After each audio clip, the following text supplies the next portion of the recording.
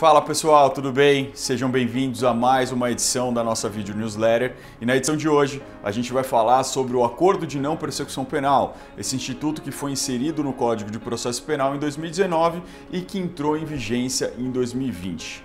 Hoje a gente não vai falar sobre as características do ANPP, porque a gente já falou disso na 7ª edição da nossa vídeo newsletter.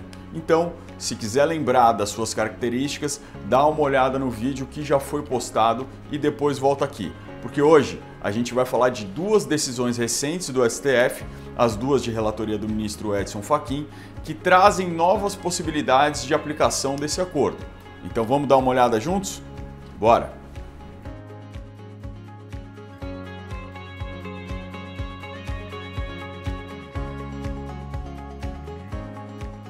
Possibilidade de ANPP para casos com trânsito em julgado.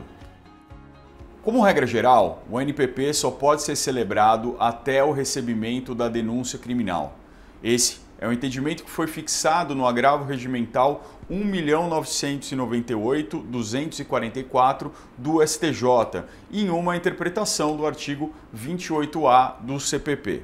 O STF, no entanto, tem admitido a aplicação do Instituto após o início da ação penal para casos que já tramitavam antes da entrada em vigor da lei que instituiu o ANPP, pois essa seria uma norma processual mista e, por isso, retroagiria para alcançar esses casos. Vamos explicar aqui rapidinho.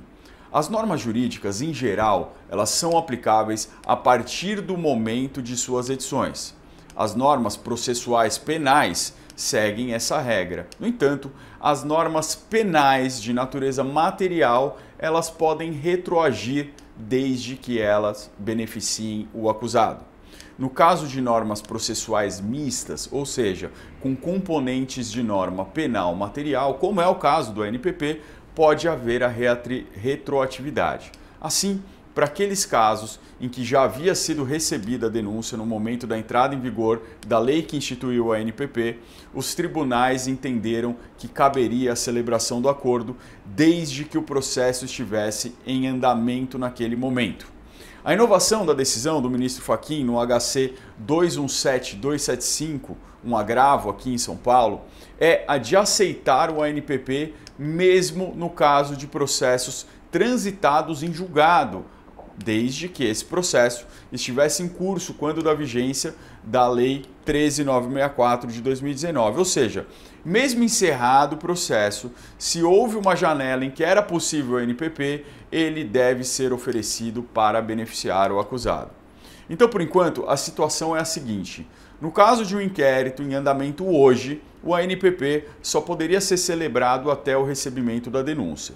Se no momento em que entrou em vigor a Lei 13.964 de 2019 já havia sido proposta ação penal ou até mesmo proferida uma sentença condenatória, essa norma retroage e, por meio de um procedimento administrativo apertado, pode ser negociado o ANPP. Da mesma forma, se o processo estava em andamento em janeiro de 2020 e veio a transitar em julgado depois, pode ser oferecido o ANPP ainda hoje.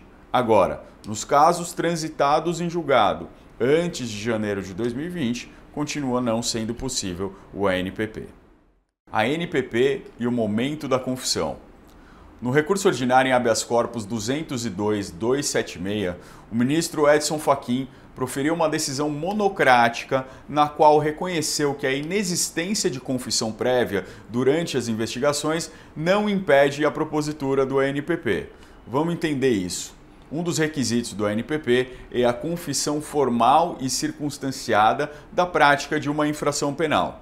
Quando o Instituto entrou em vigor, alguns membros do Ministério Público fizeram a interpretação de que essa confissão só seria válida se fosse feita durante o inquérito policial. Ou seja, se o acusado não tivesse confessado de cara os delitos, ele não poderia mais fazer isso durante o momento de celebração do acordo.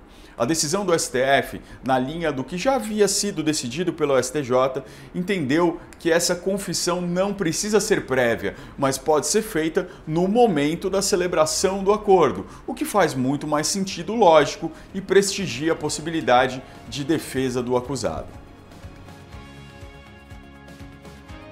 Temas complexos hoje, né?